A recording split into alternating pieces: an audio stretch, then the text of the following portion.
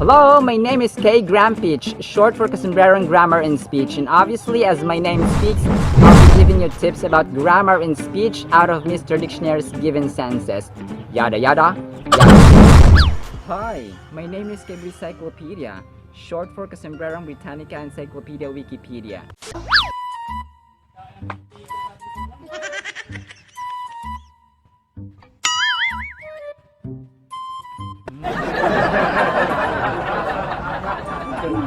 While Toto is busy eating santol or cotton fruit, our vocabulary term is exiguous. Exiguous.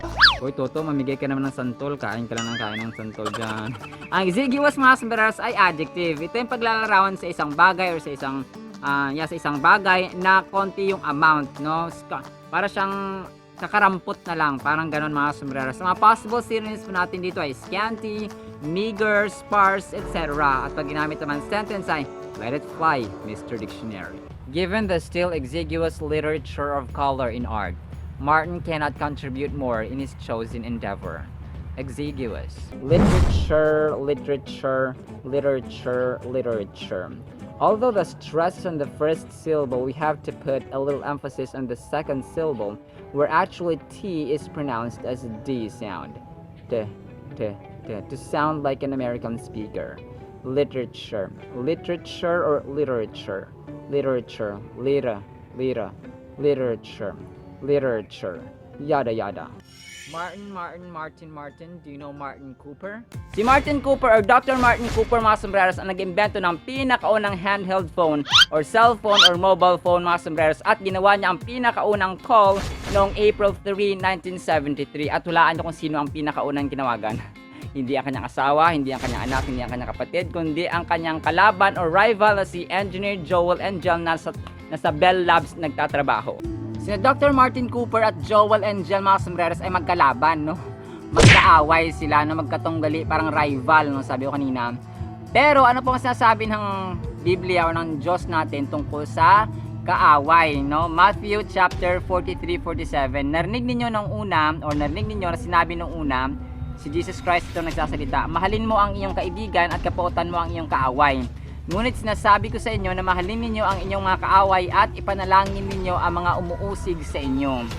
Mahirap, no? Pero alang-alang sa Diyos. Kung gagawin ninyo ito, magiging tunay na anak kayo ng inyong amang nasa langit, no?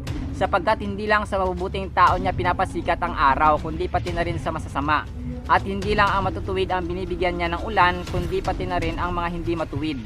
Kung ang mamahalin lang ninyo ay ang mga nagmamahal sa inyo, anong gantimpala ang matatanggap ninyo mula sa Diyos? Hindi ba't ginagawa rin iyan ng mga naniningil ng buwis na ituturing na masama? At kung ang binabati lang ninyo ay ang mga kaibigan ninyo, anong ginawa ninyo na nakahigit sa kanila o nakakahigit sa iba? Hindi ba't ginagawa rin iyan ng mga taong hindi kumikilala sa Diyos? No? Gusto kong sabihin dito ng Panginoon, mga sombreros, yung pag-ibig natin ay hindi nakabase sa circumstances or sa ugali ng tao. Talagang nakakatest ng patience, nakakatest ng love. Yung mga taong hindi naman kamahal-mahal, yung kaaway mo, yung kaibigan mo kunwari, no? O yung kapatid mo kunwari, yung nanay mo kunwari, yung anak mo kunwari, o yung mga tao sa paligid mo na napaka-bitter, no? Talagang mahirap po, pero ang standard ng level or standard o ang level ng pag-ibig ng Diyos sa atin ay labis-labis din. Kung kaya mahirap mahalin ang kaaway, oo. Pero alang-alang sa Panginoon na namatay sa atin sa krus ay gagawin po natin. Kung kaya, let's read, love, and obey what's in the Holy Bible. Kanin mula sa palay, may scientific name na Oryza sativa. Alam nyo ba na ang bansang Myanmar na may dating pangalang Burma na may capital city na Naypyidaw ay minsan na rin tinawag na Rice Bowl of Asia dahil sa sobrang daming palay nito na napuproduce kada taon. Muli po, ito po si Casumbrerang Dennis, aka Kuya Kim 2.0. Sabayan nyo kami ang buhay ay masalalang naging lalo naging faith of love at patuloy sa ating pag-asa. Muli po, maraming salamat po mga sombreros sa mga sumasama sa learning, sa wisdom, sa knowledge. Maraming salamat po at see you sa next segment. Bye-bye!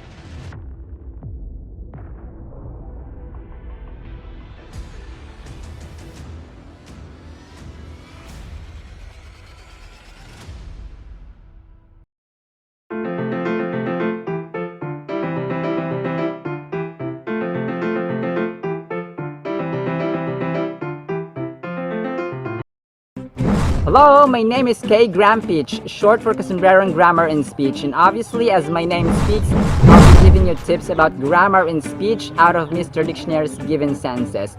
Yada yada, yada. Hi, my name is Kay Encyclopedia, short for Casombrero Britannica Encyclopedia Wikipedia.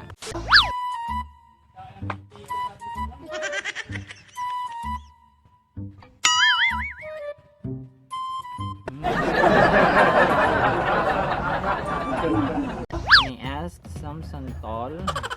Our vocabulary term is gregarious. Gregarious. Sobrang kain ng santol, maghihilaban siya ni Toto. Nakalimutan niya ng big book. Nakakalungkot. Ang gregarious mga sombreros ay adjective. Ito po yung paglalaraw natin sa mga tao, mga tropa nating gustuhin ng mga tao, no? Gusto rin niyang makihalubilo sa mga tao at gustuhin din siya ng mga tao, no? Vice versa. Sana lahat ng tao ganun, no? Mga possible synonyms natin dito ay sociable, friendly, outgoing, etc. At mag-ginamit naman sentence ay let it fly, Mr. Dictionary. Rudolph's dolphins are affable and gregarious, and large herds often follow his visitors. Gregarious. Often, often. How often do you pronounce often as often?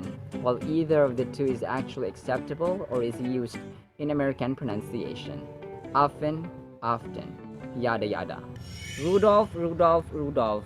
Do you know Rudolf Diesel? Si Rudolf Diesel mga sombreros ay isang German thermal engineer na nag-imbento ng diesel gasoline. Tama po. Pero ang pagkamatay po niya ay medyo misteryoso kasi sinasabi sa conspiracy theories na itinapon siya sa dagat habang papunta siya sa UK or sa Great Britain para ibenta ang kanyang patent ng gasolina or diesel gasoline. So ayon sa mga theories mga sombreros ay itinapon si Rudolf Diesel sa dagat. Basahin po natin about sa dagat, Jeremiah 31:35. Sinabi pa ng Panginoon, ako ang nag-utos sa araw para magbigay liwanag sa maghapon at sa buwan at mga bituin na magbigay liwanag sa magdamag. At ako ang kumakalawkaw sa dagat or ng dagat hanggang sa umugong ang mga alon. Grabe no? Makapangyarihang Panginoon ang pangalan ko. Job or Job 38:6-8. Sino ang may hawak ng pundasyon ng mundo? At sino ang naglagay ng pundasyon na ito habang sama-samang umaawit ang mga bituin sa umaga, nagsisigawan sa tuwa ang lahat ng anghel? Sino ang naglagay ng hangganan sa dagat nang bumulwak ito mula sa kailaliman? Psalms 107:29. Psalm 107:29, pinatigil niya o ni Lord ang malakas na hangin at kumalma ang dagat. Ang Diyos mga sombreros, no, alam naman natin na siyang lumikha ng lahat, no? Siyang lumikha ng dagat, ng mundo, ng kalawakan, ng universe, ng lupa, ng langit, lahat-lahat mga sombreros. So we have to magnify and praise Him and glorify Him sa lahat ng kanyang dakilang mga gawa. So let's read, love, and obey what's in the Holy Bible. Alam niyo ba kung bakit mapait ang ampalaya? Mapait daw, bitter, kasi hindi nakasama doon o hindi nakasali sa bahay kubo at saka kulog. Pero hindi po. Ito po yung mga sombreros. Ito ay dahil sa bioactive compounds or meron itong bioactive compounds na tinatawag na saponins at saka terpenoids. Ang saponins at saka terpenoids mga sombreros ay may important role para rin ng pababae ng ating blood sugar. Kung kaya mainam siya para sa mga taong may diabetes mga sombreros. Muli po ito po si Kasombrero Dennis, aka Kuya Kim 2.0. Nagsabi, sabayan nyo kami ang buhay ay masalanan ng masayang masalanan ng faith of love pagsulod sa pag-asa. Muli po maraming salamat po mga sombreros sa mga sumasama sa learning, sa wisdom, sa knowledge. Maraming salamat po at see you sa next segment. Bye bye.